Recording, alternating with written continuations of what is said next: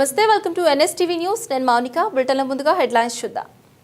చిత్తూరు జిల్లా తెలుగుదేశం పార్టీ కార్యాలయంలో పత్రికా సమావేశంలో మాజీ ఎమ్మెల్సీ దొరబాబు, జిల్లా తెలుగుదేశం పార్టీ ప్రధాన కార్యదర్శి కోదండ యాదవ్, జిల్లా పార్టీ కార్యాలయ కార్యదర్శి మోహన్ రాజులు మాట్లాడుతూ Chittoor YCP party in charge Vijayananda Reddy పత్రికాముఖంగా మాట్లాడుతూ ఆర్టీసీ బస్టాండ్ పక్కన ప్రభుత్వ స్థలాన్ని తెలుగుదేశం పార్టీ నాయకులు లాక్కున్నారు అని పచ్చి అబద్దాలు మాట్లాడుతూ వాస్తవాలు తెలుసుకోకుండా నోటికొచ్చినట్లు మాట్లాడడం విజయానందరెడ్డి దిగజారుడు రాజకీయాలకు నిదర్శనమని అన్నారు.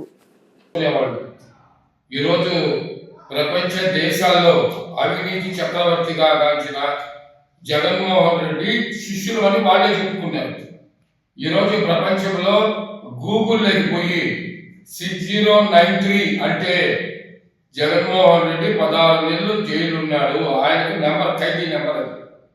ఈరోజు అవినీతి ఎక్కువ చేసిన వ్యక్తి ఎవరు అంటే ఆయన పేరే వస్తుంది దాంట్లో. ఆ విధంగా చేసిన వాళ్ళు వీళ్ళు ఈరోజు చిత్తూరుకు వచ్చి దెయ్యాలు మరి వేదాలు వల్లించినట్టుగా ఆయన ఏదో అభివృద్ధి చేసేదానికి వచ్చారంట. ఈ 5 ఏళ్ళు ఎక్కడ గాడిదలు కాశారు వీళ్ళు?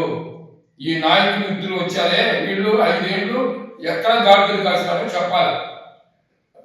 ఒక ఆయనేమో మాకు చిత్తూరు ఇన్ఛార్జ్ అంటారు. ఆయన ఈ 6 నెలలు ఎక్కడ కనిపించారు.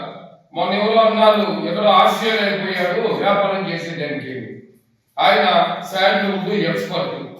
మరి రామారావు గారు శాండ్వుడ్ మరి ఈ దీంట్లో తిరుపతి అడవుల్లో, తిరుమల అడవుల్లో దాన్ని పెంచి పోషించాలని 1985లో హెలికాప్టర్ ద్వారా మరి దాన్ని మరి ఎర్రచందనం సీట్ ని వేసి కాపాడి అంత చేస్తే వీళ్ళు దాన్ని కట్ చేసి అమ్ముకుని దానికి దేవుడి సొత్తు కూడా తీసి అమ్ముకొని ఆ డబ్బుతో ఓట్లు కొనేదానికి కూడా మన డబ్బులు ఇవ్వడం కూడా జరిగింది.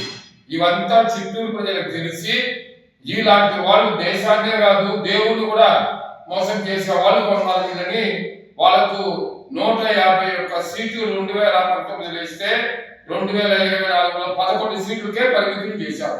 ప్రజలకు గుర్తంతా తెలుసు. మళ్ళా ఈ రోజు వచ్చి ఇక్కడ మాట్లాడుతున్నారు. చిత్తూరులో ఒక మంత్రి ఉన్నాడు. ఆయన అటవీ శాఖ మరి అదేవిధంగా మైన్స్ శాఖ 2 ఉంది. 2 కొల్లగొట్టేశాడు. మొన్ననే కూడా మంగళంపేట దగ్గర మరి ఒక ఫారెస్ట్ ల్యాండ్ ఉంటే చుట్టూ ఫారెస్టే. ఆయనకే ఒక 26 ఎకరాలు ఎట్లా వచ్చిందో దేవుడికి దిగాల. అది కూడా ఎట్లా వచ్చింది? ఆ 26 ఎకరాలు కూడా 77 ఎకరాలుగా ఈడేసిందట. మరి ఎట్లా చేసింది? ఎవరు ఎట్టింది? ఆవులు చూసా, మేకలు చూసా, ఇంకోటి చూసా ఈయన తిందని, నేల కూడా ఈయన తిందని ఇప్పుడు దాన్ని చూసాం. 77 ఎకరాలకు వచ్చింది అని. దాంట్లో ఏం చేశాడు? రోడ్డు వేల బ్రహ్మాండంగా చేసుకున్నాడు, ప్యాలెస్ కట్టుకున్నాడు. ఎందుకయ్యా అంటే మీ అసాంఘిక కార్యక్రమాలు చేసేదానికి ఆ ప్యాలెస్ అని మన తెలుగుదేశం వాడు చెప్తే కాదు అది పని వాళ్ళకు ఉన్నాడు. అరే అయినా పని వాళ్ళకే అంత పెద్ద ప్యాలెస్ కడితే మీ నాయకులు మరి ఎలక్కానో మరి లోటస్ పాండో. నమస్కారాలు. నిన్నటి రోజున చిత్తూరు నియోజకవర్గ వైసీపీ ఇన్ఛార్జ్ విజయానందరెడ్డి మరియు వైసీపీ నాయకులు పత్రికా ముఖంగా బహిరంగ ప్రకటన చేశారు. తెలుగుదేశం నాయకులు ఆర్టీసీ బస్టాండ్ పక్కన స్థలము కబ్జా చేశారు, లాక్కున్నారు అని. అయ్యా విజయానందరెడ్డి గారు, మా తెలుగుదేశం పార్టీ ప్రజాసేవ చేయడానికి వచ్చిన పార్టీ పరిపాలన చేసి ఎందుకు ఆర్థికంగా సహాయ సహకారం సంక్షేమ పథకాల నుంచి దిశానిర్దేశం చేసిన తెలుగుదేశం పార్టీ ప్రజల సొత్తులు రక్షణ కల్పిస్తుంది. ప్రజల సొత్తు ప్రజలకి ఖర్చు పెట్టింది కానీ లాక్కునే పార్టీ కాదు. నీ ఆరోపణ ఆ ఆర్టీసీ బస్ స్టాండ్ పక్కన స్థలము 1 ఎకరా స్థలమును 33 సంవత్సరాలకు ప్రభుత్వానికి డబ్బులు చెల్లించి ప్రభుత్వ అధికారుల నుండి ఆథరైజ్గా మేము తీసుకున్నాము. అక్కడ తెలుగుదేశం పార్టీ నిర్మిస్తాము, అక్కడ ప్రజలకు సేవ చేసే సంస్థ అక్కడ నెలకొల్పుతాము కానీ ఏ వ్యక్తి పేరిట లేదు. విజయానందరెడ్డి మీరు తెలుసుకోవాలి. అది తెలుగుదేశం పార్టీ నిర్మిస్తాం, అది ఒక సంస్థ. తెలుగుదేశం పార్టీ ప్రజలకు సేవ చేసే పార్టీ అది. కాబట్టి ఇలాంటి తప్పుడు ఆరోపణలు, ప్రజలు తప్పుదో పట్టించే ఆరోపణలు కానీ ప్రెస్ మీట్లు కానీ పెట్టేది మానుకో.